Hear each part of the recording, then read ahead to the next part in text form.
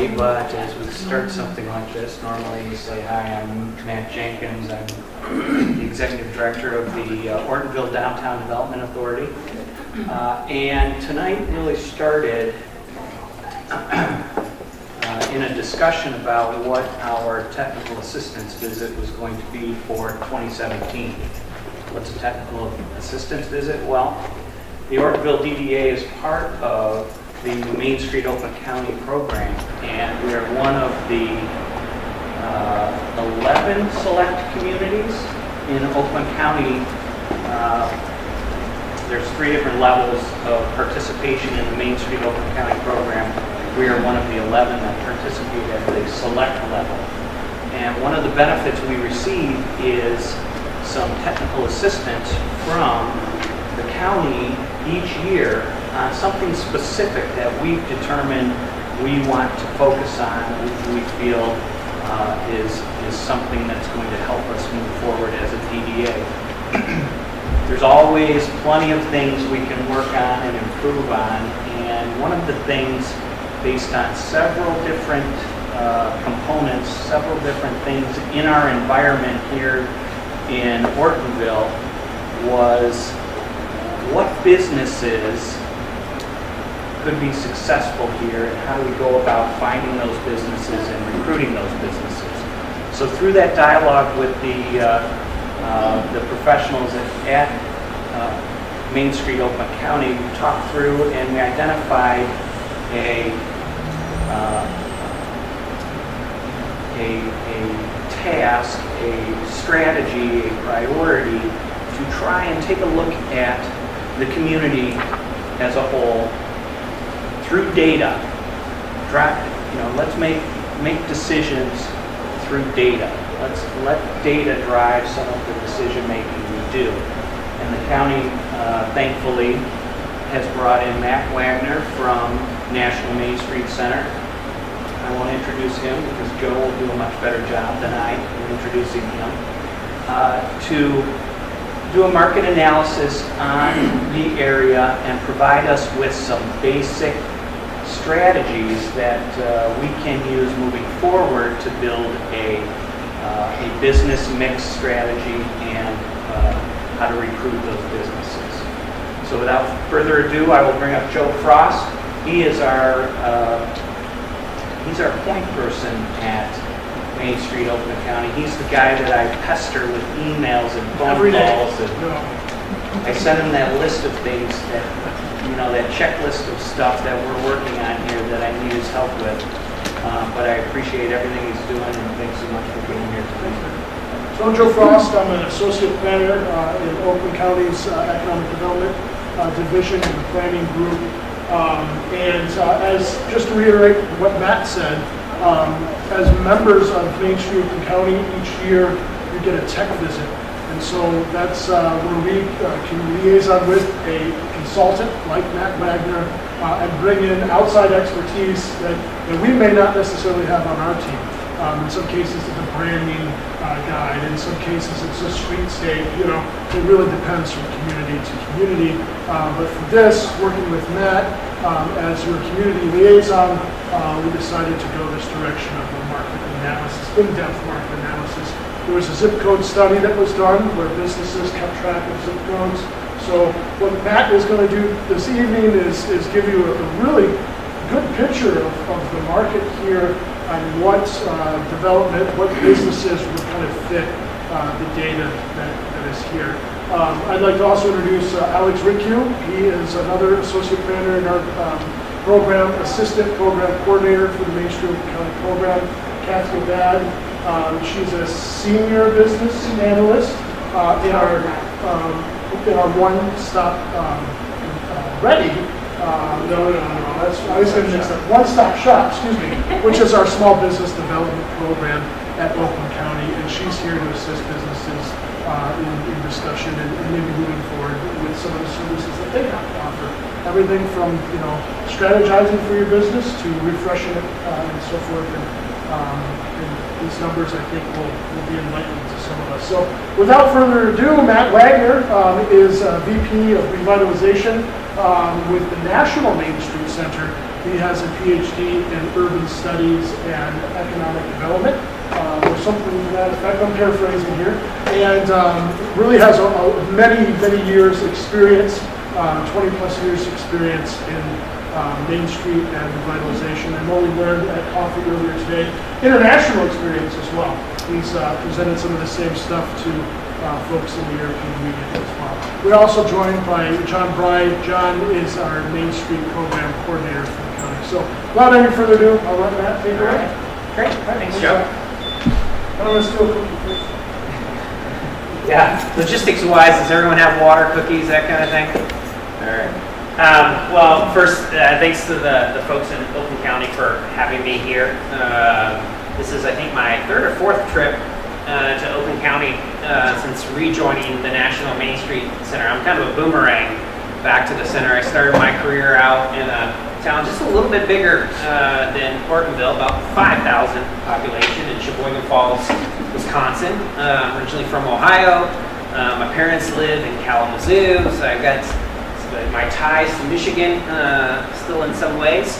And back in I guess the mid-1990s, we were fortunate. We were named one of the first Great American Main Street Award winners, and that's when I made my way to the National Trust the first time.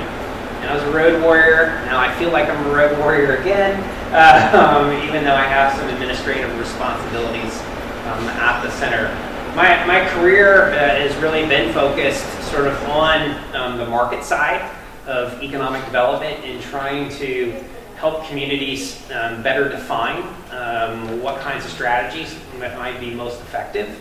I'm one of these folks that really believes that in a hyper-competitive market as we have now in terms of downtown revitalization overall, I mean, we've all probably seen the headlines over the last year or two about major national retailers closing, some of the problems of regional malls. I mean, there hasn't been a regional mall built in this country in the past over a decade. It's a really just a competitive marketplace out there. And so, you know, to rest sort of on the laurels of yesteryear about, you know, well, we've got this great downtown, we still have to be competitive. We still have to understand what's our position within the marketplace to be competitive. What makes us unique? What are our assets? And so data is one thing that can, I guess, shed some light on that. But it's not the only thing. And so I want to be mindful as we talk about tonight some of the strategies that at least from our perspective, think might have some potential here. The data is one part of that. Some of it's just what you currently have here that seems to be working. Some of it's just frankly gut and what's happening nationally, where things are going, what seems to be competitive in downtowns in comparison to, you know, strip centers and other nationals that can hopefully better position you as you think about ways of attracting new or expanding what you already have. Okay, and then just before coming to the National Main Street Center, very briefly, I thought at one time I'd become an academic. As Joe mentioned, I ended up getting my PhD. I taught for a while in entrepreneurship. And then I thought, you know, what else is left? I'll go to the private sector. So I did that for a while. I worked at a company called SC Johnson. You may be familiar, you see their commercials. They make like Windex and Raid and Glade and Drano and Scrubbing Bubbles. I'm in about a $10 billion company. I was director of global community affairs, so I led worldwide philanthropy for the company. And then my last years there, I was president of our real estate holding companies. We had a series of holding companies around the world, and so I led that effort for the company. And so I've been back at the National Main Street Center for 2 years, and this is my third trip, I think, to Oakland County. So good to be back. All right, so these guys know me. I'm pretty informal, so if you have questions as we're going through this, feel free to just kind of, hey, Matt, I don't understand that. Why are you saying that? Explain more, provide clarity. I will certainly try to do that, and then at the end, if there's questions, we can do that as well. I will follow up, as any good tech visit has, with something more in writing. This is fairly high level. There will be more detail in a report. It's just hard to provide a lot of detail in the time in present. So I'm trying to give you sort of this macro look and then we'll dive a little bit deeper to give you some direction in writing. Okay? All right. I think it's helpful to kind of think about our approach to the work. I wouldn't necessarily say it's the same as those that might just do market analysis for the sake of doing market analysis, which again is just pretty much data driven. I'm much more interested in sort of what is the outgrowth of that data? What is the actual strategy that we're trying to do that is either consumer-based or it's some sort of business mix? Because you look at the data and say, okay, these are the kinds of customers that we're tending to attract. And by attracting those customers, that might lead to other kinds of businesses that those customers are interested in. Because the world has changed. I mean, the trade area of a downtown back in the, prior to World War II was literally less than 5 miles. I mean, we just didn't travel. I mean, anytime we shopped outside of downtown was through a Sears and Roebuck. We still have Sears, barely. Catalog, right? And then, you had all these successive changes in the trade area for a community grew larger and larger to the point where now it's 24/7 anywhere in the world, or even by automobile, it can be upwards of 60 miles pretty easily for like leisure experiential kinds of shopping. So, we really have to be much more targeted. And so the data can go so deep, but part of that is plucking out, okay, are there key consumer groups or are there business mixes, niches that we have that we can exploit and kind of grow? And then that has to be coupled with an understanding that predominantly in downtowns, especially small downtowns, our experience is going to be that these are businesses that generally are from local folks that are entrepreneurial in nature, and it's not some sort of chain or national coming in and plucking down in your community. And so if we don't have, as part of understanding what our market is, if we don't also have a system that's supportive of those entrepreneurs, we can have the right kinds of businesses coming in, but still having failures because we don't have the other side of the equation, which is that sort of support mechanism. So, I guess woven with this is an understanding that we also have to create a place, i.e. downtown, that's supportive of those kinds of new businesses or expansions, okay? So it's kind of with that mindset that we'll be thinking tactically about once we align on what kind of strategy that is part of that. We also have to work with our folks in Oakland County relative to small business support kinds of mechanisms or grant programs or other kinds of forms of technical assistance that we can use to help them as they get started. Okay, I'm just going to talk very briefly about sort of our philosophy around this market strategy, because I would say that in Main Street, and it's Main Street's been around for 40 years. Okay, so this isn't a Johnny-come-lately to the downtown revitalization space. There's a long legacy here and a lot of economic development that's occurred. In fact, after this past year, I think it's been over $65 billion in Main Street communities reinvested in well over half a billion new jobs and 250,000 new businesses that have been created during that time. But there's still improvement that can be made. And what I would say is that what we found in a lot of Main Street communities is that there was a lot of those good fundamentals like promotional events and good, streetscape in some cases, the facade renovations and those kinds of things, but not always the focus on what the market really can bear, and being much more strategic relative to economic development. And so as we talk, or if you hear about sort of the refresh, that's really what it's about. It's just about focus. That if you only, let's just take, I'm sure there's some business owners probably in here, you only have so much resources to market with. You only have, so many resources to reach your customers or to keep them coming back, and you have to be very strategic with that. You can't just simply market to everyone in the country hoping they're going to come to your store. I mean, you have to focus, and you select your products or you know, the kinds of, or your services that you do based on where you think you're going to get the biggest bang for your buck. And we have to do that too in downtown. The DDA's budget's only so big. They only have so a finite, you know, of resources in terms of financial resources and volunteers. So the more targeted we can be, the more strategic that we can be, hopefully there's a greater return there as a result. So two of the things that came out of this work behind Main Street is one, offering more organizational flexibility. And all that means is that if there's a better pathway or a better way of doing it, of getting the job done, then by all means, do it. Don't be so prescriptive that you prevent yourself from being successful because you thought there was only one way to do it. Just like we all have different work styles and that you can get from A to Z in a variety of ways, we want to make sure that that's part of the equation. And second, and that's really the purpose of tonight, is to be much more focused on strategy. You're still doing your work through the 4 points, but it should be aligned to specific markets that where you can be competitive, where you have competitive position within the market.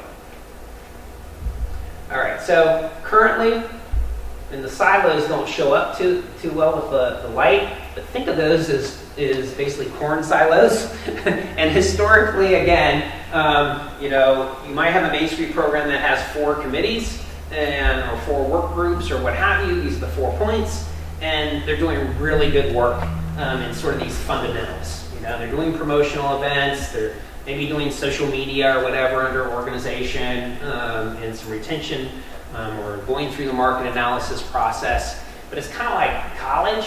We talked a lot about college tonight. I got 2 now in college, and I'm really feeling it in the wallet. And they, you know, a lot of that, they take sort of the same underlying foundational classes, right? But at some point, you have to kind of get into your major, all right? And unfortunately, what we tend to do is say, you know, Downtown X is doing this great project. Why don't we do it? Well, they may be doing very successful with that project because it works within their market. It doesn't mean it necessarily works here. And so while we want to keep doing these underlying good foundational aspects of downtown revitalization, at some point we got to take it to the next level. And so when we think about business recruitment, it's not business recruitment for the sake of just going out there and saying, hey, here's our downtown. It's being much more targeted. It's being more specific relative to what has to work. You've got a small downtown. There's not a lot of buildings. And so there's almost even more pressure because of that to ensure that you kind of get the right kinds of businesses because you don't have a lot of space to work with. You know, not to say a failure, but if something doesn't work well, it kind of stands out when you have a smaller downtown. And so there's almost more pressure on us to be even more strategic and to ensure that when a business comes in, that there's sort of a multiplier effect, that it enhances what else is already there. And that's really when it starts to hum because, you know, businesses are working off of each other and helping each other in terms of, you know, certain customer groups and that kind of thing.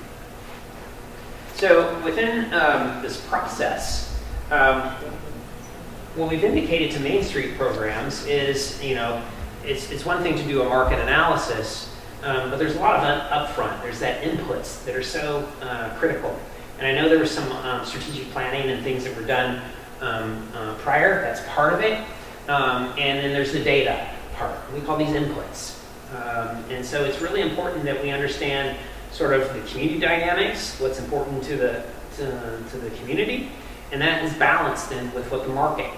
And if one side is sort of leading too forcefully, you can kind of go down sometimes the wrong direction, or you don't have consensus to really move things forward. And so hopefully, you know, there's some alignment then about in terms of what the community is interested in seeing and what the market will actually support. Okay. And then if we know that, we can develop these strategies. And so basically tonight, I'll present 3 that are potential, but ultimately it's up to you collectively, the DDA, et cetera, the community, to kind of align on one of those if you think that one of them is appropriate, right?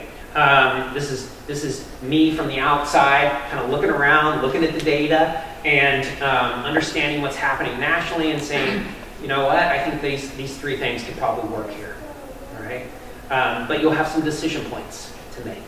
And then if we know that, then we can look at all the other work activity that's going on within our program and say, does that align? Does that make sense? Should we continue to do that? Or should we put our resources elsewhere? Or are there new activities that we should think of that would help strengthen that? So there certainly is a recruitment side, but ultimately, if you know what your strategy is, that can influence the kinds of promotional events that you do or that you hope to partner with other organizations to get done. It can influence the kinds of design work that you do or the look of the downtown, the brand. I think that was mentioned earlier. Can certainly be influenced by that strategy. So while tonight the emphasis is kind of on strategy and what that means in terms of kinds of businesses that can work, I hope that you take away that it's much more holistic than that. It's much more comprehensive. And if you're doing it all and those 4 points are aligned, again, I think you serve a better chance of being successful because they're helping each other and you have all of your resources kind of going in that similar direction. And then finally, I'll put in the report is just, well, how do we know if this is being successful? And certainly that involves metrics, right? And right now, my guess is that you probably do like a lot of Main Street programs. You do like new job creation, you know, how many businesses, new businesses or investment occurred. Those are sort of foundational economic stats that most Main Street programs have. But if you have a specific strategy, certainly there can be metrics or outcomes that are associated directly to that strategy. So you can kind of know if you're moving the needle. You know, most programs work really, really hard. Unfortunately, some programs can work really hard but not actually move the needle. Okay, and that's really the key, right? Is make sure that we're not on that what is that, the chipmunk wheel or whatever, just kind of spinning really hard, burning lots of calories, but we didn't move an inch. We didn't really truly make a difference. Okay, so we don't want outputs, we want outcomes. Okay, so this is just visually how that kind of looks. We've got these inputs. I'm going to talk about some strategies that could potentially work here in Ortonville.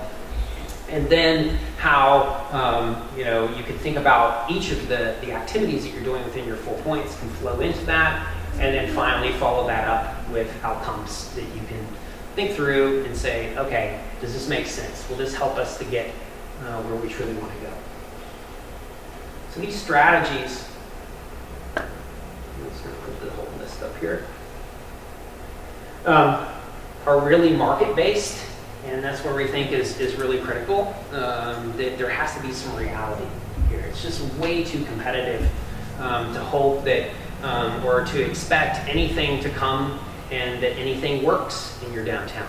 I mean, every downtown has unique properties and qualities to it. It's just really discovering what those are and gaining consensus to kind of move on them. So I mentioned earlier that I worked at S.C. Johnson. I suspect that most of you are familiar with Glade, right? It's supposed to make your house smell good. Some people may agree with that or not, but that's what was the purpose. Okay? Well, major competitor in Cincinnati, Ohio, Procter & Gamble, what do they make? Febreze, right? And if you took off the label, you probably wouldn't know which one was Febreze and which one was Glade, okay? But while I wasn't in marketing at the company, I can assure you that millions and millions were spent on how to position Glade versus Febreze. Was it on price? Was it on fragrance? Was it on just lifestyle? Like our commercials were different than theirs and it makes you feel differently. It makes you feel good when you have that little spray going on. I don't know. So downtowns are no different. Whether Wendy's versus Burger King versus McDonald's, same product, but a good understanding of the market, who their customer is, and how to position. And downtowns are no different. And so we have to think through what are those markets and how to differentiate ourselves.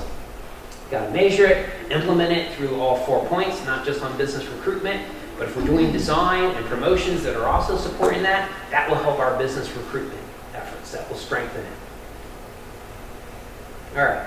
So the second thing that I mentioned earlier is that, okay, so we understand the market. Well, then we also have to understand, woven with this is an understanding that we also have to create a place, i.e. downtown, that's supportive of those kinds of new businesses or expansions, okay? So it's kind of with that mindset that we'll be thinking tactically about once we align on what kind of strategy that is part of that. We also have to work with our folks in Oakland County relative to small business support kinds of mechanisms or grant programs or other kinds of forms of technical assistance that we can use to help them as they get started. Okay, I'm just going to talk very briefly about sort of our philosophy around this market strategy, because I would say that in Main Street, and it's, Main Street's been around for 40 years, okay? So this isn't a Johnny-come-lately to the downtown revitalization space. There's a long legacy here and a lot of economic development that's occurred. In fact, after this past year, I think it's been over $65 billion in Main Street communities reinvested in well over half a billion new jobs and 250,000 new businesses that have been created during that time. But there's still improvement that can be made. And what I would say is that what we found in a lot of Main Street communities is that there was a lot of those good fundamentals, like promotional events and good, streetscape in some cases, the facade renovations and those kinds of things, but not always the focus on what the market really can bear, and being much more strategic relative to economic development. And so as we talk, or if you hear about sort of the refresh, that's really what it's about. It's just about focus. That if you only, let's just take, I'm sure there's some business owners probably in here, you only have so much resources to market with. You only have, so many resources to reach your customers or to keep them coming back, and you have to be very strategic with that. You can't just simply market to everyone in the country hoping they're going to come to your store. I mean, you have to focus, and you select your products or the kinds of, or your services that you do based on where you think you're going to get the biggest bang for your buck. And we have to do that too in downtown. The DDA's budget's only so big. They only have a finite, of resources in terms of financial resources and volunteers. So the more targeted we can be, the more strategic that we can be, hopefully there's a greater return there as a result. So two of the things that came out of this work behind Main Street is, one, offering more organizational flexibility. And all that means is that if there's a better pathway or a better way of doing it, of getting the job done, then by all means, do it. Don't be so prescriptive that you prevent yourself from being successful because you thought there was only one way to do it. Just like we all have different work styles and that you can get from A to Z in a variety of ways, we want to make sure that that's part of the equation. And second, and that's really the purpose of tonight, is to be much more focused on strategy. You're still doing your work through the 4 points, but it should be aligned to specific markets that where you can be competitive, where you have competitive position within the market. All right, so currently, and the silos don't show up too well with the light, but think of those as basically corn silos. And historically, again, you might have a Main Street program that has 4 committees or 4 work groups or what have you. These are the 4 points. And they're doing really good work in sort of these fundamentals. They're doing promotional events, they're maybe doing social media or whatever under organization and some retention or going through the market analysis process. But it's kind of like college. We talked a lot about college tonight. I got 2 now in college, and I'm really feeling it in the wallet. And they a lot of that, they take sort of the same underlying foundational classes, right? But at some point, you have to kind of get into your major, all right? And unfortunately, what we tend to do is say, you know, downtown X is doing this great project, why don't we do it? Well, they may be doing very successful with that project because it works within their market. It doesn't mean it necessarily works here.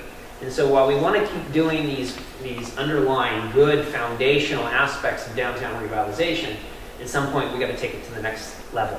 And so when we think about business recruitment, it's not business recruitment for the sake of just going out there and saying, hey, here's our downtown.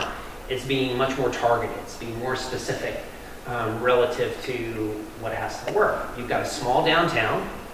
There's not a lot of buildings. And so there's almost even more pressure because of that to ensure that you kind of get the right kinds of businesses because you don't have a lot of space to work with. You know, not to say a failure, but if something doesn't work well, it kind of stands out when you have a smaller downtown. And so there's almost more pressure on us to be even more strategic and to ensure that when a business comes in, that there's sort of a multiplier effect, that it enhances what else is already there. And that's really when it starts to hum, because, you know, businesses are working off of each other and helping each other in terms of, you know, certain customer groups and that kind of thing. So within this process, what we've indicated to Main Street programs is, you know, it's one thing to do a market analysis, but there's a lot of upfront. There's that inputs that are so critical. And I know there was some strategic planning and things that were done prior. That's part of it. And then there's the data part. We call these inputs. And so it's really important that we understand sort of the community dynamics, what's important to the community, and that is balanced in with what the market. And if one side is sort of leading too forcefully, you can kind of go down sometimes the wrong direction, or you don't have consensus to really move things forward. And so hopefully, you know, there's some alignment then about in terms of what the community is interested in seeing and what the market will actually support. Okay. And then if we know that, we can develop these strategies. And so basically tonight, I'll present 3 that are potential, but ultimately it's up to you collectively, the DDA, et cetera, in the community, to kind of align on one of those if you think that one of them is appropriate, right? This is me from the outside, kind of looking around, looking at the data, and understanding what's happening nationally and saying, you know what, I think these 3 things could probably work here, all right? But you'll have some decision points to make. And then if we know that, then we can look at all the other work activity that's going on within our program and say, does that align? Does that make sense? Should we continue to do that? Or should we put our resources elsewhere? Or are there new activities that we should think of that would help strengthen that? So there certainly is a recruitment side, but ultimately, if you know what your strategy is, that can influence the kinds of promotional events that you do or that you hope to partner with other organizations to get done.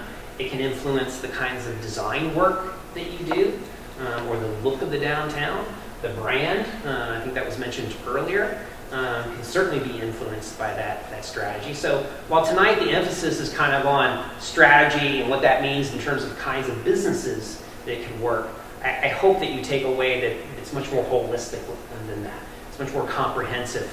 And if you're doing it all and those 4 points are aligned, again, I think you serve a better chance of being successful because they're helping each other and you have all of your resources kind of going in that similar direction. And then finally, I'll put in the report is just, well, how do we know if this is being successful? And certainly that involves metrics, right? And right now, my guess is that you probably do like a lot of Main Street programs. You do like new job creation, you know, how many businesses, new businesses or investment occurred. Those are sort of foundational economic stats that most Main Street programs have. But if you have a specific strategy, certainly there can be metrics or outcomes that are associated directly to that strategy. So you can kind of know if you're moving the needle. You know, most programs work really, really hard. Unfortunately, some programs can work really hard but not actually move the needle. Okay, and that's really the key, right? Is make sure that we're not on that what is that, the chipmunk wheel or whatever, and just kind of spinning really hard, burning lots of calories, but we didn't move an inch. We didn't really truly make a difference. Okay, so we don't want outputs, we want outcomes. Okay, so this is just visually how that kind of looks. We've got these inputs. I'm going to talk about some strategies that could potentially work here in Ortonville. And then how you could think about each of the activities that you're doing within your 4 points can flow into that, and then finally follow that up with outcomes that you can think through and say, okay, does this make sense? Will this help us to get where we truly want to go? So these strategies, I'm just going to put the whole list up here, are really market-based. And that's where we think is really critical, that there has to be some reality here. It's just way too competitive to hope that, or to expect anything to come and that anything works in your downtown. I mean, every downtown has unique properties and qualities to it. It's just really discovering what those are and gaining consensus to kind of move on them. So I mentioned earlier that I worked at S.C. Johnson. I suspect that most of you are familiar with Glade, right? It's supposed to make your house smell good. Some people may agree with that or not, but that's what was the purpose. Okay? Well, major competitor in Cincinnati, Ohio, Procter & Gamble, what do they make? Febreze, right? And if you took off the label, you probably wouldn't know which one was Febreze and which one was Glade, okay?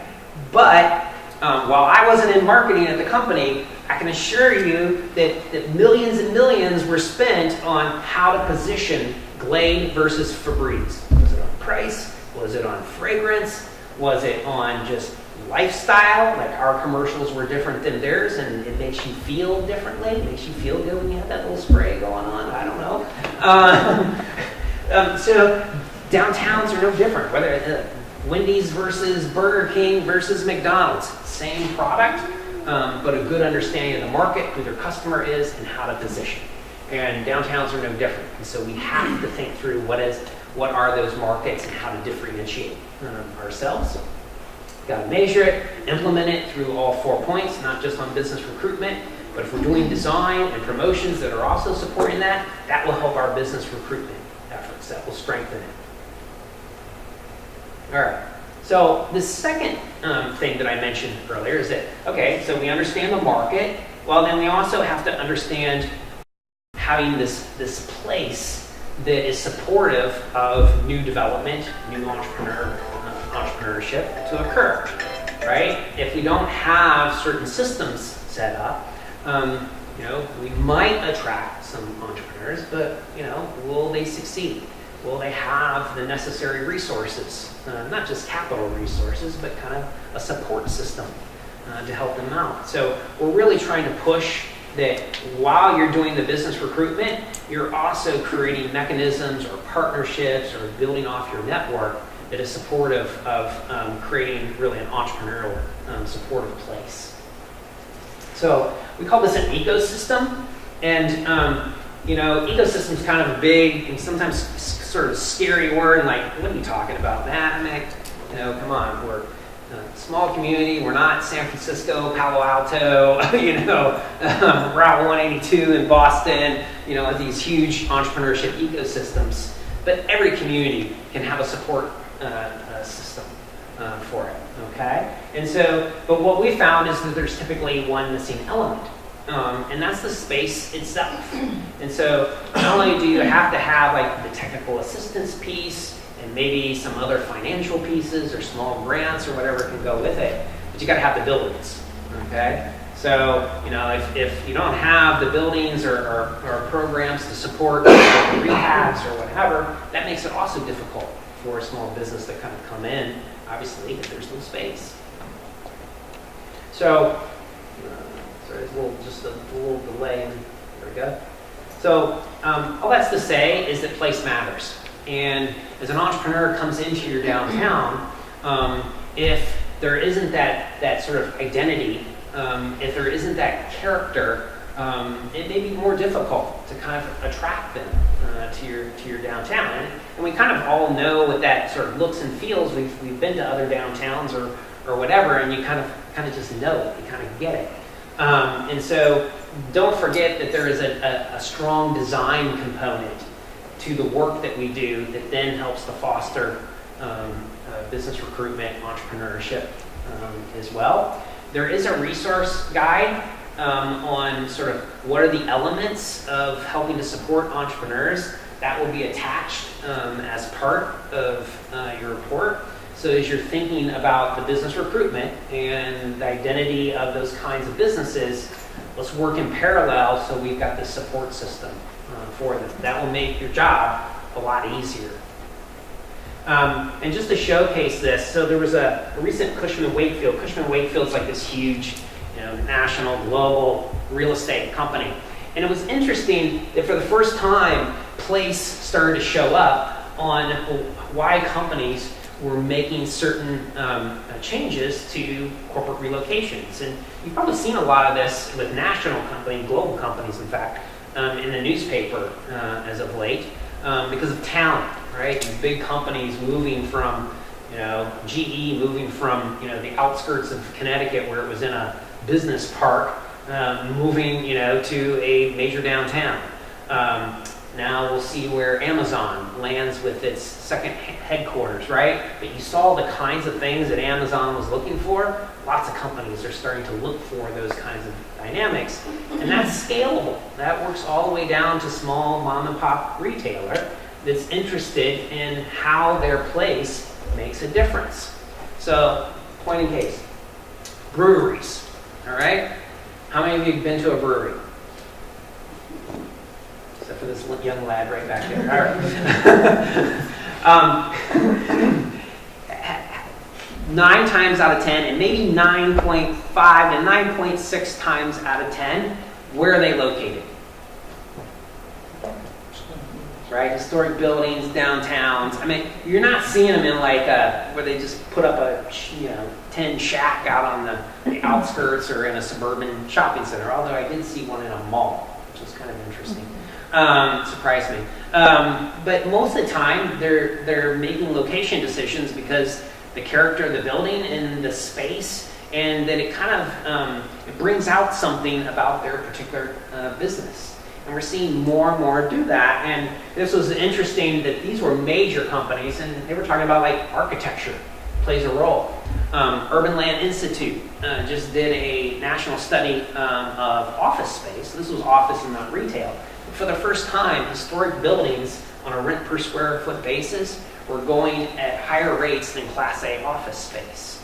So space, place, the dynamic that you have in downtown is also another competitive position if you work at it, if you utilize it. It can be a competitive advantage when you're out business recruitment. And that's really the tie-in that we're trying to make here. Is it's not just about understanding your market and what can work, but it's that coming together of cool spaces or having policies that allow for cool spaces, right? Outdoor cafe or whatever it is that might work here, to have that as part of the equation. So bringing it all together, think holistically. It's not just about knowing the market. New businesses are not only dependent upon their own internal. So yes, do we want those businesses that have good financials and have them reviewed, by the SBDC folks and stamp, and have plenty enough capital. I wouldn't say plenty, they never do, right? We all know that. It's always tight. But do they have this supportable external environment? That's going to help them as well. And just this realization that capacity is limited, resources are limited, and so we have to be strategic. All right. So that's sort of the intro to kind of like the foundation of our sense of what makes for an easier route at business recruitment, understanding the market, and then setting the place. Okay. So when we took a look at Ortonville, as Joe mentioned, there was a zip code analysis. There are a variety of ways to think about trade area. Okay. And with any data, and I'm not an attorney, okay, but I will put in like just a little clause. No data that you get is ever 100% accurate and is never deep enough, especially for a small downtown, to tell you exactly everything about the marketplace. And that's kind of where gut comes into play, and just overall knowledge of what we feel can work here, what's working here now, and maybe what we've experienced in the past that leads us to think about what could work in the future. Okay? So we use data sometimes as an indicator of what can work, but also sometimes it's just frankly a testing mechanism. Like, okay, I think this kind of niche might work. Let's see if the data kind of supports that. So you kind of work backwards. All right, so we'll talk a little bit about that. And so understanding the trade area just gives us the knowledge of kind of, well, where should we pull the data from? You know, where are people that are likely to shop here coming from, so that we're not pulling data so wide that in essence it turns out to be meaningless, because you know those people could be shopping in a neighbor community or another shopping center or whatever. So we try to get it as narrow and focused as possible, but again, it's never 100% purely accurate. So using zip code analysis is probably one of the most accurate ways. And the reason simply is because you're actually asking viable customers, because they're in those stores, where they're coming from. So you know, there's not too many other ways that I can think of that you can get that accurate. What was fascinating, frankly, okay, so we see lots of these around the country, and so you know sometimes you're just like, well, that's pretty interesting. What was interesting was how diffused your market was. What I mean by that is like, so 34%, it might be a little difficult to see, came from what is in essence Ortonville proper zip code, right? That's your primary zip code for this area.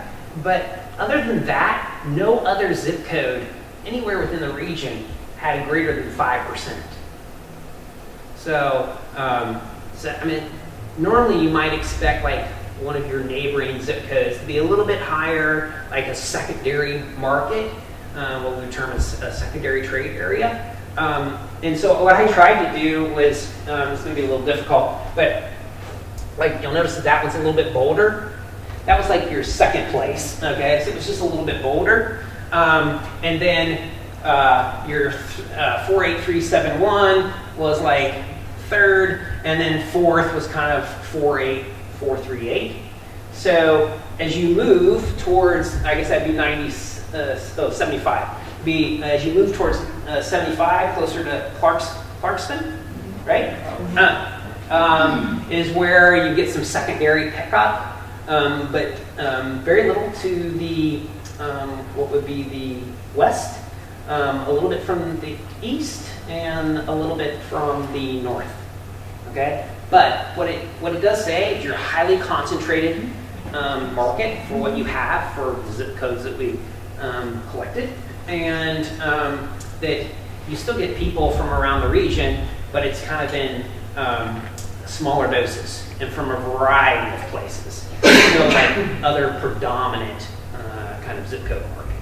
Joe? Just a comment that to the north and to the south, that sort of makes sense because of the M15 corridor. Yeah, exactly. And to the east because of Oakwood Road, which is heavily traveled between us. And transportation corridors typically will define trade areas, because otherwise you tend to have longer commutes, and you can always pick up by just doing drive times where those major corridors are, because they'll go like this or like this, or sometimes you can have barriers like rivers. You know, if you only have so many bridge crossings, or natural wooded areas or something along those where you got to work around, that will affect. So yeah, I think that makes a lot of sense that the M15 corridor coming from 75 would make sense because it's just ease, convenience. I think it's just also, frankly, reflective of your business mix. I mean, if you think about some of your key anchors, I would call them. God, I hope I don't blow this. Thompson's Hardware, right? Hamilton's Feed and Seed kind of thing. I mean, you know, those are some big stores, big anchors, but they're also fairly convenient. Okay, we don't often travel miles upon miles for hardware. Okay, it's pretty convenient driven. Feed maybe a little bit more, especially if it's kind of got cool, funky character, unique. But when you factor in some of the other places, you got pretty much a localized kind of trade area. So we'll talk a little bit about that. All this is to say is this helps us to kind of, one, understand where people are coming from, but most importantly, we can use that to better understand then who those people are and what motivates them to shop, and then what do the sales look like that are occurring, and what's performing well and what's not performing well. So just some demographic profiles. You've got some low density levels right here. What I mean by that is lots tend to be bigger. And I think there's even what am I talking about, like in the township? You know, so, and so you've got less population per space, but as you move further out, it gets much more dense quickly, because you would not expect in a 20-minute drive time to go from 2,000 to 144 and not have like a major kind of thing. So that's pretty quick, especially going from 11 then to 144. 25% of the population is greater than 65 years of age. So we're getting that baby boomer population. 71% work within the county. And that's not surprising. Oakland County is a big employer. So that seems to make some sense. Most of us drive alone, so there's not a lot of other kinds of transit kind of happening. Nearly half have a greater commute than 30 minutes. Now I suspect that is not because of mileage, but probably congestion or that sort of thing, okay? Because you can have a 15-mile commute that is easily 30 minutes, you know, at certain drive times for working. But I think also, just most importantly, is income levels. You know, I've seen a lot of data from the rest of Michigan and even this side of Michigan. There's a lot of spending potential, a lot of spending capacity within the trade area, and so that bodes well as we think about sort of value-added kinds of products, specialty products, that kind of thing. That there's spending that can yield that. The other element of demographics that we look at is what we call psychographics. It's kind of a fancy word, but like you know, marketers like to come up with like those fancy words. I'm sure most of you probably have. I don't have any on my keys, but you know, most of you probably walk around like a lot of like those little cards with barcodes on them, right? Well, it's kind of like almost having a spending chip in your wrist, because it's, you know, it's tracking, right? It's tracking everything that you're spending. Every time you use your credit card, that is, you know, that data of what you spent that on, whether it's online or through the grocery store or whatever, is being tracked. Sounds pretty scary, but that's what's happening. And these big data houses collect all that. And if you think about it, every time you've used and you've applied for a credit card, you give them your age, sometimes your education level, where you live, who your employer is, you know, what you do for a living, blah, blah, blah, blah, blah, blah, right? Well, what they do with that is they put us into all these little boxes of categories, in essence, of what kind of spenders we are. And then they give us all these crazy kind of names. And then they describe us. And it's amazing how these little boxes sort of make sense and people self-identify with these little boxes. And so when we pull that for your particular trade area, there are two that really come together that make up well over, I think, 75% of the market, okay? Which is quite a lot. There's not like a long tail line after that. It's pretty much what's called home improvement. That's a segment. I've got slides up there that will describe that. And then another one that's called Green Acres. Remember that show, Green Acres? Yes. We can all picture it now, or I'm just old enough to. Right? So, what does this all mean? So, home improvement is are primarily middle-aged, but frankly do a lot of just where their home is kind of like their castle, and they invest a lot in their home, and so their spending tends to be in sort of DIY or DIY, whatever, kinds of projects, and so they just have higher propensities to spend on those kinds of goods and services. And it doesn't always have to be just like building materials. It can be like home decor, interior design upgrades, those kinds of things. And so this particular group, and it's one that we don't often commonly see, is directly tied to a business mix. Normally, like the Green Acres is talks about spending in broad swaths in different areas, but home improvement their traits are definitely around the home or equipment for their home, lawn and garden kinds of stuff as well. And you'll get all this. I mean, you can read through in much more detail. I'm kind of giving you the high level. But as we look at this, it has to impact how we think about what kinds of businesses can work here. If we know that people that are shopping in the downtown are interested in more and more kinds of home improvement kinds of things, well, then that may dictate or suggest, are there other kinds of stores besides like hardware and that kind of thing that could accentuate and motivate them to spend more time in the downtown? All right. So it's just another piece. Think of it as a puzzle. We have some demographic stuff. We've got some psychographic data. We have more knowledge about our trade area and where they're coming from. We know what's in our downtown currently. These are all puzzle pieces that help to shape. Not one of these should ever sort of lend to the exact strategy that you're going to do, or it would, I guess, form the basis for it. You want to take in lots of data. Because again, it's never detailed enough, it's never deep enough, and it never just goes, Ortonville, this is your business recruitment strategy. There's no data that you can buy that says that. Okay? It will also give you some more things about like their home ownership, their market profile. Can you hit the light just real quick, Matt, so they can see this? Thank you.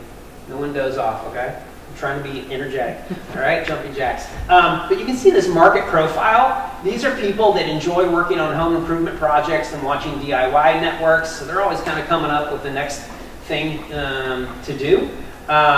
They frequent trips to home improvement stores. All right. And then it just talks about other things, like they enjoy dining in different restaurants that they typically go to. They buy children's clothes and toys. They're very comfortable with technology. And so that helps you just when thinking about, okay, as either a store owner or as a downtown, how do I market? How do I communicate with these people? Well, it's probably mobile. It's probably through social media because they're comfortable with it. It doesn't have to be necessarily through traditional styles. And so this kind of information can not only give you a sense of the kinds of businesses, but on a host of other things, from kinds of promotional events that might appeal to them, or ways of communicating with them. All right, so that's just one example. And then Green Acres was the second highest, and obviously you'll get this, but it just says the Green Acres lifestyle features country living and self-reliance. They're avid do-it-yourselfers, maintaining and remodeling their homes. So you have two of your top, and like by far, top segments of psychographic spenders out there that are totally into their homes. All right? That generally doesn't occur, that it's that defined from a psychographic group. So I found that interesting as someone that like sees this a lot. We're special. You're sorry, right, Matt? You're special, exactly. And it also talks about gardening, especially growing vegetables. You can think about your your seed and feed store kind of thing going on, outdoor living. So you can pick up on what other kinds of dynamics these folks might be interested in, and it just gives you some of their socioeconomic traits as well. It talks about them being comfortable with technology, and they use the internet more for information rather than entertainment. Market profile. They tend to spend money on SUVs, ATVs, motorcycles. They favor DIY home improvement projects and gardening. I mean, mirrors very closely, but I think the only difference is while these markets are quite similar, they just have some slightly different. I think Green Acres use a little bit higher in age than what home improvement does. And I think their wealth index, although we'd have to go back and look at it, I think there's just some socioeconomic shifts, but very closely aligned. And again, make up like 75%, if not 80% of your psychographic market. All right, so, yes, Joe. Did you map those? Did you look at them on a map? Well, we took a peek at them the other day, Yeah. and it seemed as though the Green Acres was mostly the township, and the other one, remind me what was the Home improvement. Home improvement was more the village.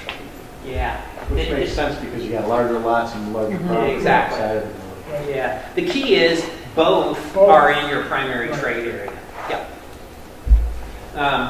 Okay. So then we looked at sales gap and looked at it in a couple different ways.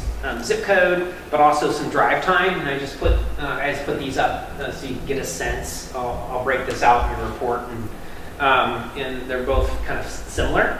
And I'll show you a difference between like a 5-minute and a 20-minute. So sales gap is a data report, much like these others. But what it's looking at is taking a defined area, a geographic area around your downtown, and it's saying based on the number of businesses, the kind of businesses that you have, we should expect this much in sales to be occurring, okay? And all that is it's taking from several federal data sources that do surveys on how much we typically spend on goods and services, and then simply multiplying it by the number of people that are within that trade area. And that's what gives you what's called potential sales, all right? So for any area, you could look at and say, okay, there should be this much grocery store sales happening. Just because we all need to eat, we all, and there's so many people, and if we all spend, I'm just making this number up, $500 a month on groceries, I wish, then it would amount to X in potential sales within, Portville, okay? Then we can look at another data report, and we can find out how much actual sales, because as businesses, we have to report. And, to the feds, to the state, what have you. I will say that in smaller communities, sometimes that's estimated. Nothing I can do about it, nothing, it's just the federal way of doing it. But it gives us the best collection of what is actual. So if we compare potential to actual, we can know whether or not, is potential less than what the actual, is? Or is it more? So by knowing that, we have these factors we call leakage, and that's where our potential sales are much greater than what our actual, because that means that it's going somewhere. If we had a potential sales of 1 million in grocery, we were only getting $500,000 in sales, those people that should be spending that other $500,000 are going somewhere else. That's called leakage, which is going outside that trade area. And then in reverse, if we have more actual sales than what our potential should be, that means we have a surplus. And that can mean generally one of two things. One, we are just heavier spenders in that category than what the national norm should be. Or two, we're actually attracting people. We're an importer of spenders into our community for that particular good and services. That's typically what is occurring. I mean, most of the time we're not like greatly spending more on groceries than other folks are, if we stay with that example. Okay, so typically what's occurring is people are coming in. So what you see here, and I would expect to see this, is that you have a lot of leakage. Now, why might that be? The simple answer is you just don't have a lot of stores, right, in comparison to what the population might be within that area. And so, and while you may have a store here and there, it's not like you cover all those bases of having a store for every one of those categories. So if you don't have a store in that category, of course the spending is going to go elsewhere. All right? So where you did tend to, if you want to think of it as performance, was in drinking and alcohol. Now remember 5 minutes, because you're pretty, it would take in some of those in 15. We can't get like the exact 1 block, 2 block area downtown. It's really difficult. So we got to use our gut here and kind of understand, all right, that's taking in some of those businesses out there. But what I would say is what was interesting to me was the pickup in building materials. And then if we go on out for 20 minutes, was how much lawn and garden equipment, that kind of thing, started to show up. And so this is where I talked about where data can be a leading indicator, or it can be one where you kind of just test out things. Does that make sense?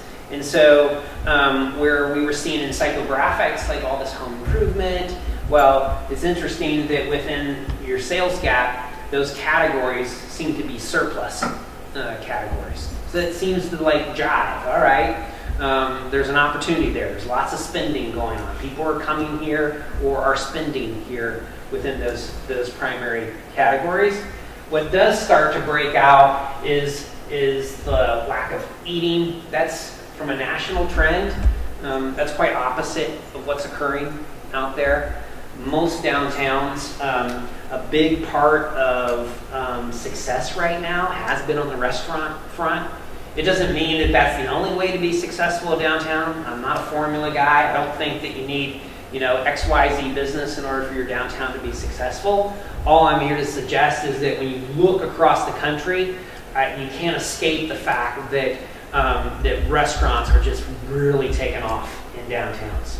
And the primary reason is, it goes back to the same example I used earlier around the brewery, is that this whole character thing is really playing up. Man, people are going, all right, I can go to Applebee's that is just generic and everywhere else, or I can go to this cool, funky place with a garage door that comes up and it spills out onto the street and they're serving cool beers and blah, blah, blah, blah, blah. And, that makes a big difference. Yes, sir. I have a question. Is there anything communities can do? Because in our situation, the lack of sanitary sewers is severely limiting factor in terms of the type of heating establishments or things we can have in downtown. Yeah. Is there any strategies we can use to try to compensate? Yeah, I think one that could be considered, and maybe it's an entrepreneurial venture or a recruitment venture kind of thing, and it may not be something that you would do all the time, but could you, and maybe on every Thursday night or every Saturday night, if there was food trucks or something like that, that don't necessitate the store itself, the building itself, and frankly, it would create more density in your downtown, because you don't have a lot of space, and it is very expensive to start a restaurant from scratch or whatever. But food truck phenomena is big, it's mammoth, it excites people because it's always kind of new and changing. So it wouldn't even have to be the same vendor every time, because actually the cool factor would be having someone different all the time. And then you couple that with a musician or a band, so you program it as well. And de facto what you create is a sense of place that didn't necessitate a whole new business coming in and all the expense and the policy sewer kind of change. So that could be a first phase, and then over time maybe that things change or whatever. But that's one way that you could sort of compensate for that. Okay. All right. The other piece of data that we hold is what we just call spending potential, and all that's looking at is So if we have an indice of 100, 100 being the national norm, we can look at a whole host. And again, you'll get the full report so you can like actually read it versus up on screen. But nationally, we survey folks and look at a whole host of categories, from how much you spend on beef to like renting movies online to oil changes at the whatever. I mean, like just everything. Okay, and then we look at your trade area and go, what kinds of things do we spend less potentially on or more on? Like have an actual higher propensity to spend. Not that we're spending more money, but that we allocate money to those things more often. That just gives us direction as to what your trade area, perceives as more important when it comes to their checkbook. All right? Okay? And so if things are over 100, that just means that we have a greater potential to spend on those, and if they're less, it means that it's not as important, or we don't partake in those things as much as the national norm. All right? And I'll give you a summary in just a second. So, out of all that data, okay, remember, just puzzle pieces, that's all, is some things that kind of stand out. One is just, again, looking at the current dynamics. While the retail mix is limited, you do have some really key traffic generators. And I could get that off of the zip code stuff. The hardware, the feed store, the quilting supply store that actually has a very wide trade area, as you can imagine, highly specialized, that kind of thing. And then you've got this psychographic segment that really shows a lot of spending habit towards like home improvement, gardening, some dining out. And what I didn't mention, but if you take a deeper dive into this segment, was actually like recreation, sort of physical fitness. You can define that in a lot of ways. That can be from people that like do vitamins and wellness to people that like hop on their bikes or go running, kind of thing. And then, so that was sort of the psychographics. Your sales gap showed limited surpluses in the building and gardening, but largely leakages, as we talked about that. The only thing I would say there is that if you define the right kinds of businesses, my sense is that means there's lots of opportunity to recapture. Okay? And if I got all this money going elsewhere, if I pick the right categories,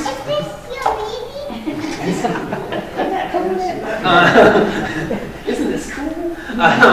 Okay, there's lots of opportunity. You can't recapture it all. Never say that. But maybe 10, maybe 15% of that spend, if you had the right kind of store and it was complementary and made sense for your downtown, there's recapture. And so you can look at leakage and go, oh God, look at all this money going out. But that also means if you had it here for convenience purposes, they may choose then to keep their money here. All right? So there's opportunity there. And then finally on the spending potential index, these were areas that I pulled out that were 120, which I would call pretty sizable. So that's a 20% increase over what the national norm would be. And those were in areas of home accessories, decor, which I may have spelled wrong, sports and recreation, and apparel and services. Okay? But please understand, in apparel, I would never say just any kind of apparel. It would have to be boutique-y, specialty, normal apparel. No way. Doesn't work. Anywhere. Not just here. Anywhere. Very difficult. Okay. So out of all of that, then we start to think about, okay, what are some product mixes or consumer mixes that tend to make the most sense? And so these are 3 areas that that I would recommend. Okay, that doesn't mean that I'm 100% right or anything like that. I'm just going off of what I'm seeing, what I see in your downtown, what I know is happening nationally, and what my gut tells me might have the best opportunity for success.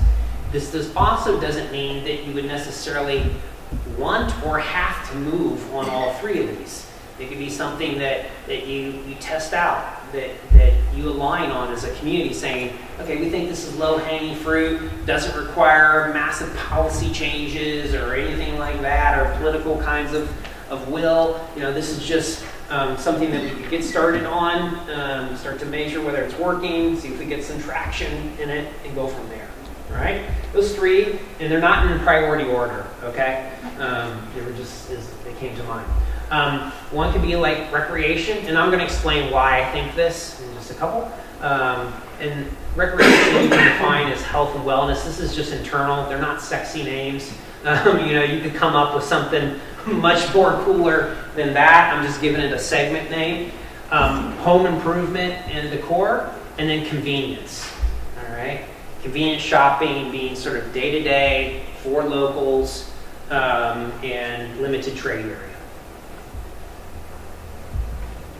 Okay, so some of the assets that I picked up on, these are just my own opinion, I could be totally off the mark, were things like you have two recreation areas where Ortonville sits right in between, one to the east, one to the west, right, essentially. So you got the Holly recreation area and Ortonville recreation area. I would suspect, although I don't have the data, didn't pull the data on those, that people go there, they recreate there, and generally when people do that, they then look for maybe a place to eat or something else to do because we want experiences. So is there a way to capture that? And maybe you've got some things that would help out with that. I get maybe they're not full service, that sort of thing. And then you have some, businesses that are sort of close to the downtown that, suggest that fitness is kind of important here. You've got an event or at least a natural resource that is built up, can sort of play off of that as well, sort of tweaked. In another store sort of along the wellness area. And then I guess this is just what we're seeing nationally from a trend is that study after study is showing that downtowns that are able to sort of acquire this kind of market are being highly successful. That property values are going up, not just on the business side, but on the residential side because of proximity. That health factors are doing better. That there's a lifestyle that is attracting to people when they have other modes of kind of getting around and doing things. And it helps out on restaurant or dining and retail spending. And I can send you like the list, but there are literally hundreds of studies in this area that are showing. And frankly, actually it showed up in Lake Orion.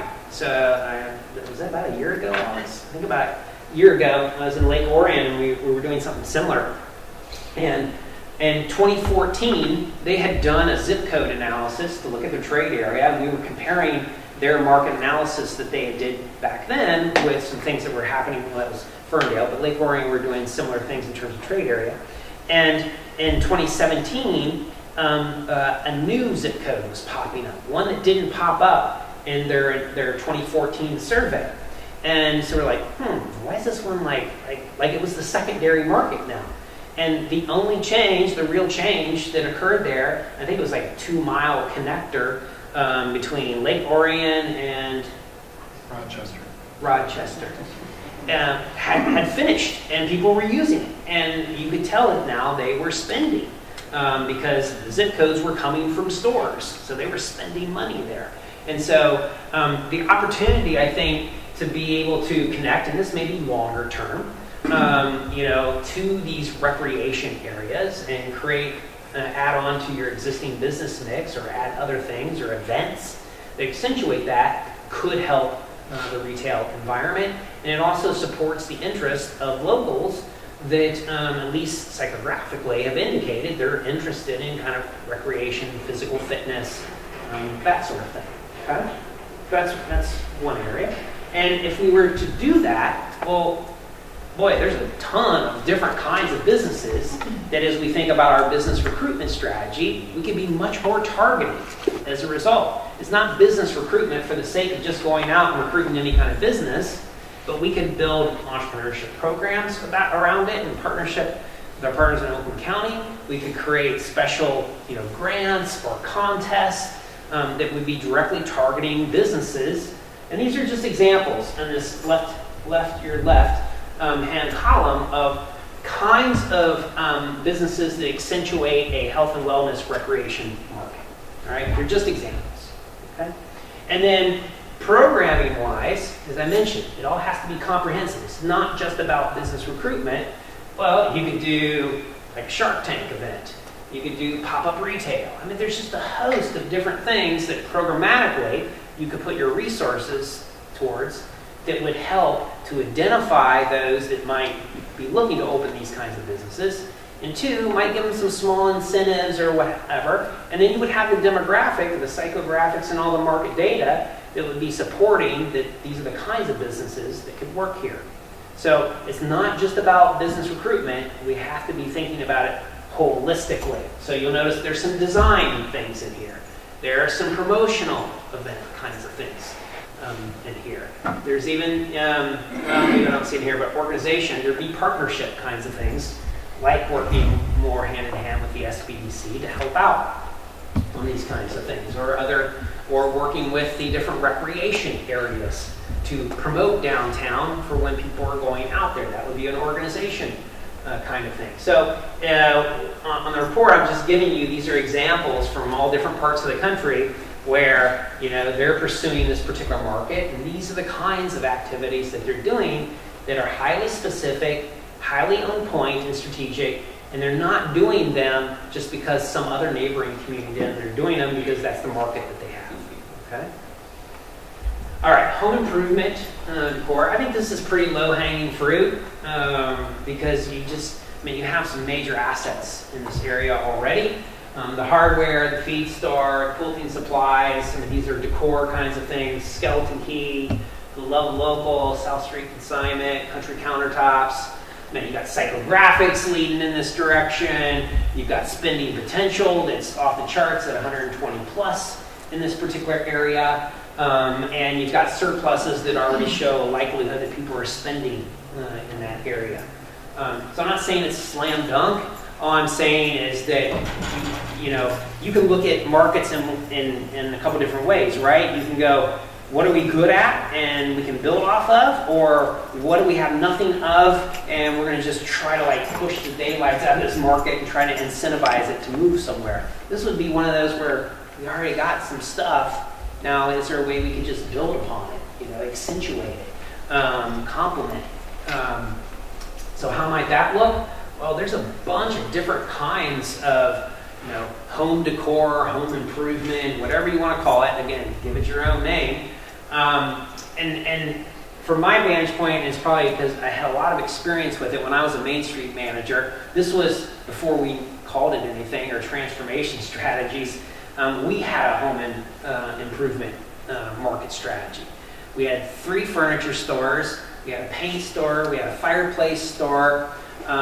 We had an interior designer. What else did we have? There was like 3 or 4 others that kind of like went with us. And so like we really built that up. I mean, we tried to recruit other kinds of like these kinds of places, even service businesses like architects or contractors that might put office space in around the downtown because that, home improvement providers, that would go with it. We had what we called Home and Hearth in the spring. That was like, when everyone was going to be doing building projects coming out of the winter, let's have a huge sales event, and we had demonstrations, and the county extension office talking about gardening, and so you put a whole event, but it was all around a specific strategy that, yes, we had business recruitment, but we had these other holistic kinds of things, all right?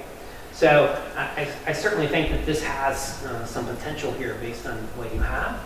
And then you've got the whole programming piece. And once again, we don't have to belabor this and read through all of them, but there's design things that you can do. There's promotional events that you could do or partner with others to do, certainly. And even the kinds of things that I mentioned in the recreation, like the pop-ups or the Shark Tank events, anything that drums up entrepreneurial thinking could be replicated in this too. It's not just for recreation and wellness, okay? So if you had like a Shark Tank competition or something like that, what you could do is just we're going to give more points to those businesses when we judge them that we think makes sense for our strategy. All right? That doesn't mean we're going to preclude, like if you had a great bridal boutique that wanted to come to your downtown and they'd worked with the SBDC and they've got pretty good financials and a track record or whatever, that doesn't mean that goes, sorry, you're not in the home decor strategy. All right? That's not what we're saying here, that you're so, closed off to anything else. Downtowns always have multiple uses and multiple functions. All we're saying is that if you have finite resources, please put them in to work for you in strategic ways. All right? But it's not always going to fit in a nice, tidy box. All right? Nothing does. Okay?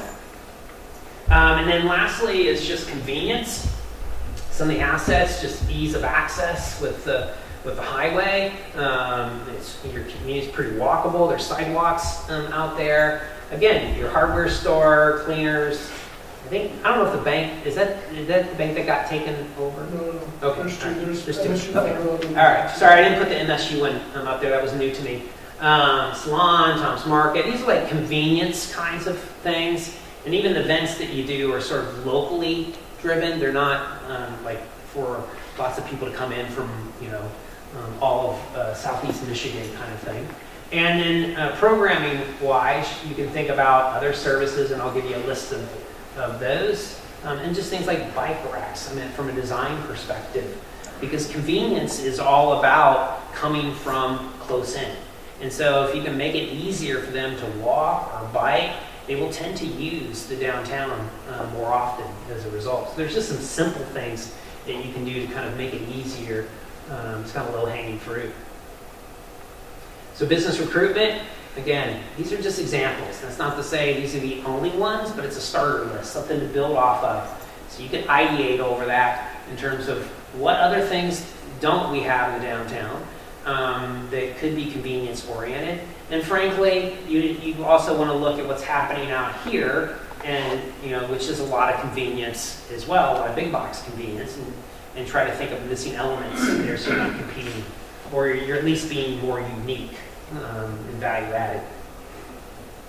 So, it's kind of finishing up. Whatever strategy from a market that you turn to, there's just some common things that you want to do from a recruitment process. Is one, just create that wish list and communicate what it is so everyone's on the same page, because it's not just Matt's job to recruit, frankly. We all can. As store owners, property owners, civic officials, whatever, we all can be talking up about what's our strategy, what are we aligned on, what are we good at, how do we want to position downtown.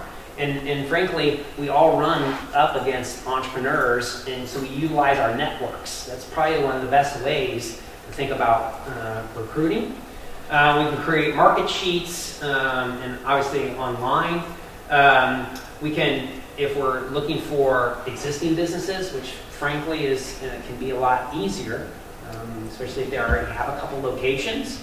You can go out, you can visit, said, hey, have you ever thought about the Ortonville market? And I would talk to it as that, not necessarily about downtown Ortonville, because they may only think, well, that's pretty small. No, this is the Ortonville market, all right? This is the market is. It's just, we think this is a cool place to do it. You can draw in people from farther away. And then there's this old adage around the 7 no's. So what I found is oftentimes it will be a no, and oftentimes it's because they're not ready, they haven't thought about it, no one's making a decision that quickly on moving, so it's just about follow-up and keeping them, keeping that list and keeping them involved in what's happening, maybe putting them on, asking them, could we put you on our mailing list or add you to our Facebook page or what have you, just so they're always up to speed. So the next time they are thinking about growth opportunities, maybe it starts to sink in. And then for new entrepreneurs, or businesses that don't currently exist, obviously, is let your technical assistance providers, your other entrepreneurship groups within the region that you may be aware of, let them know, interface with them. Now, a lot of those folks may be concentrating more on sort of tech-based businesses or what have you, but a lot of them are on sort of mom and pop, retail, or whatever. make sure they're aware of what you're looking for, so that as they're working with someone, they can say, hey, have you thought about Warrenville? That here's their data. They've already got a pretty, a bunch of traffic generators in this particular area. That might be something you could work off, like feed off of. You could do classes, business workshops here, or attend and ask to give a presentation, because again, place matters. And so you can talk about the place. And then, you could hold your own events here as well. Okay? So as we're thinking about, again, not just business recruitment, what other kinds of programming could we do to accentuate that? So it's not a passive game. It's really one where you got to be progressive. You got to be out there hunting. You got to be using your network. You got to be constantly talking up and making sure that the message is clear. Because if all you're going out and promoting is that you're trying to revitalize your downtown, that says nothing to someone that's interested in your business. No, we are a center for home improvement, and we have, 2 of the leading, hardware and fee stores in the region, and blah, blah, blah, blah, blah, blah, blah. You can see how you can craft a pretty good 30-second, sort of promo that talks to people and it explains them exactly how you're positioned in this downtown to be competitive.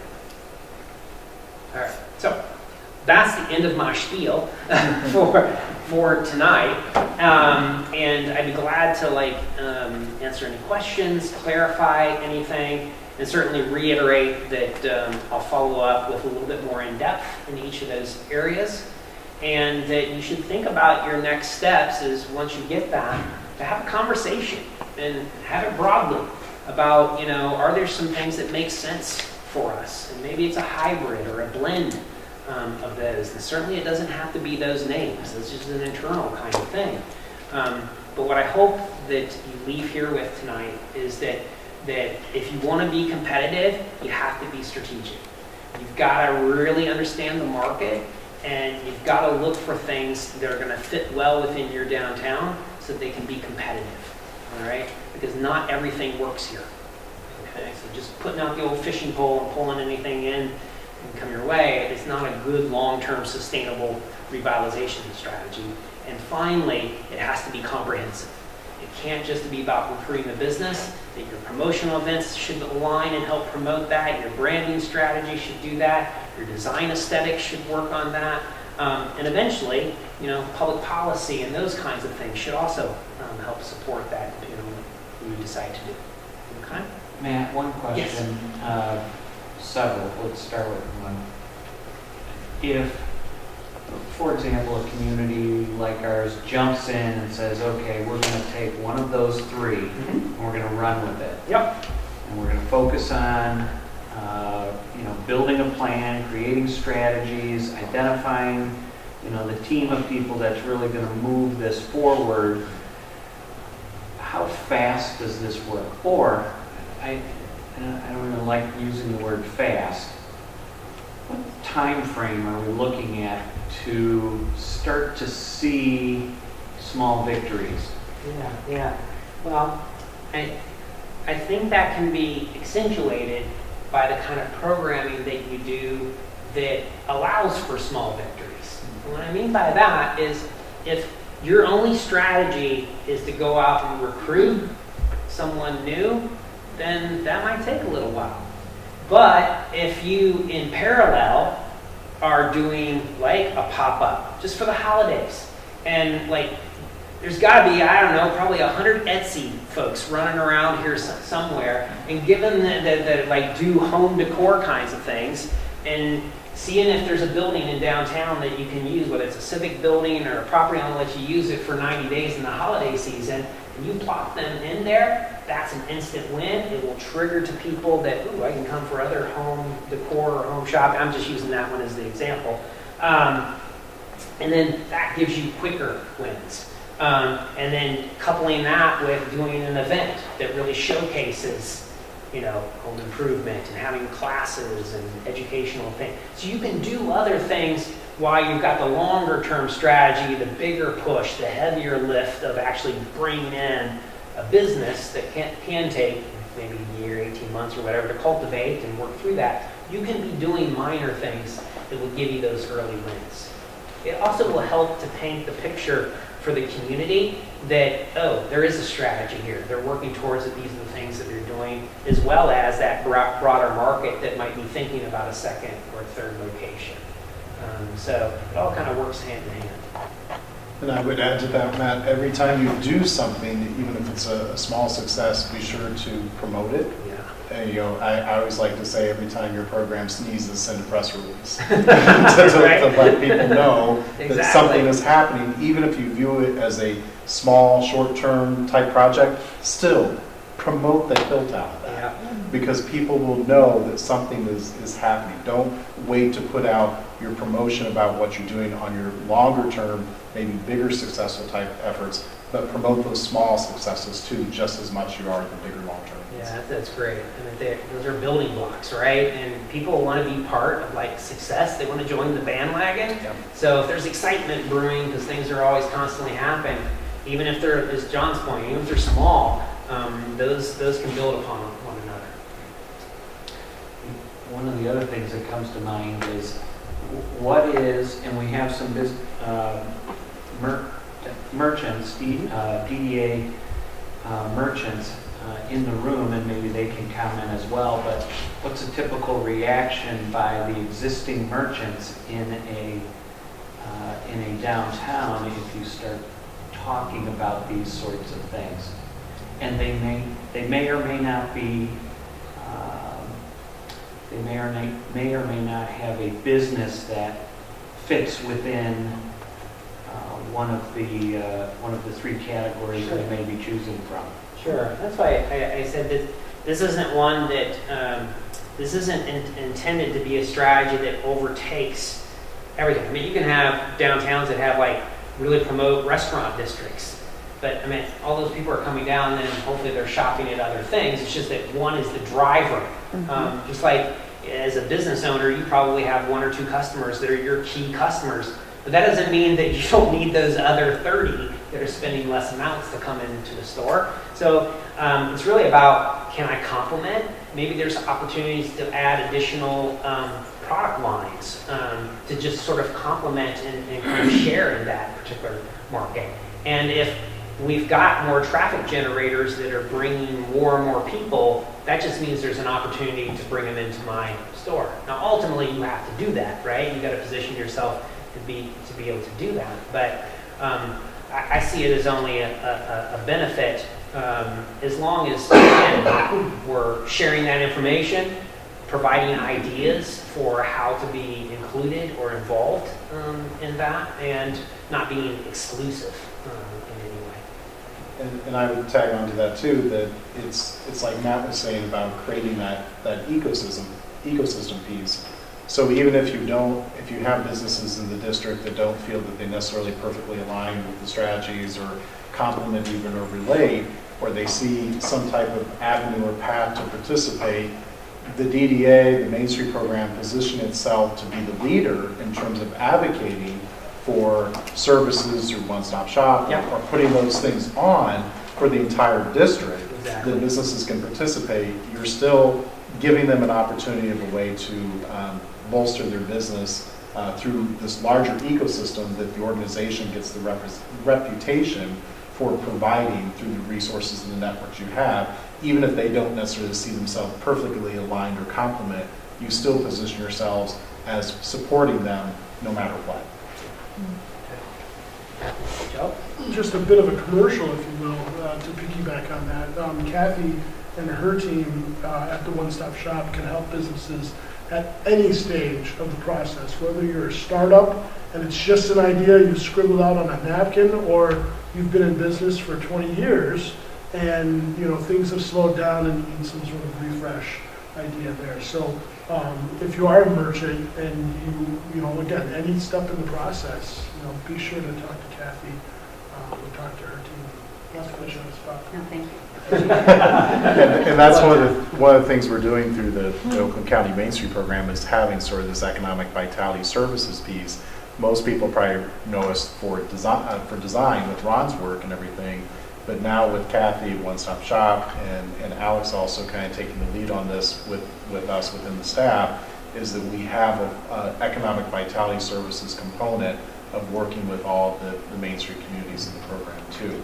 So it's utilizing a lot of resources that we already have through Oakland County, like One Stop Shop, but maybe packaging them and directing them a little bit more focused to the downtowns. So to add on to Joe's commercial, the One Stop Shop was created by Brooks Patterson many years ago. And as Joe said, we will help people that are kicking around an idea. We call that thinking about starting a business, to those that are the mom and pop shops, the small micro businesses, to upward to the SBA's definition of a large business, which is 500 plus employees. All the services that we provide are free as long as they're located within Oakland County. And it can be as specific as some of the information that Matt already put together, but we can also look at your existing customer base and plot those and see where they are, and then go find similar, which is kind of a backward way of doing it. Exactly. We can also help you design processes and become a little bit more efficient. We can help you with loan packaging. We can help you with inventory control. We can look at your pricing, all those models. So we can do as little or as much as you want us to. And we also have a business assistance team that we've talked about that will work with existing businesses to make you more sustainable. All of these services are free. You can go to, there's a number of different ways you can, I've given you my contact information, and I'd be happy to come out and meet with any or all of you on an individual basis or as a group. This was a great start for re-energizing this area, but I think there's more. I mean, when you talk about 2,500 as your downtown base within 5 minutes, it's not a lot of people. So you have to decide, what can you do to bring more people in, or is that enough for you? So this is a very high level, but a great understanding where my team comes in, will help you get into the weeds of your actual business and make it better. So having said that, I'm going to get out of here so I can let my dog out. Yes, so I have business cards, and these guys can get in touch with me. I left some flyers, but we'd be more than happy to dig in and help everybody. So thank you for having me. Great. I'm done with the commercial. Good job. I have one question. Yeah. When you had your zip code in Ortonville, the middle, 484-462, Yeah. and you show nothing on 48442, even though that's mostly Brandon School District, Groveland Township. But I live up that way, and I'm always in town. Yeah. So I know there's a lot of other people, and it's a thoroughfare to go to I-75, north and south from there. I was kind of surprised not to see any input coming from that direction. Yeah. It wasn't that there were no respondents in that. It's just that they didn't rise to the level that those others were being. It's not, again, it's not to say that, in fact, there were responses from every county, every zip code that was up there. It was just a matter of sort of pinpointing and highlighting for this group where the predominance of folks were coming from. Okay. And I suspect, and because we did look at it with a larger drive time as well, psychographically, it picked up on those folks as well. Matt had also mentioned the recreational wellness piece too. And just recently, here's a name from the past, we had Dan Marriott recently to talk to the Dixie Highway folks with Holly Township, Springfield Township, Groveland Township, Parks, Rec, Village of Holly, everyone are now starting to kind of coalesce around the Dixie Highway strategy that we include in the Main Street program too, but recognizing that they never had really thought about clustering the recreational area, Mount Holly, all these other things, the bike trails over that area, the campsites, and now the ORV part is definitely coming. And you guys are close enough to that ORV park to potentially capture some of that residual too to come your way. So that's something else to put on the radar to think about. Great.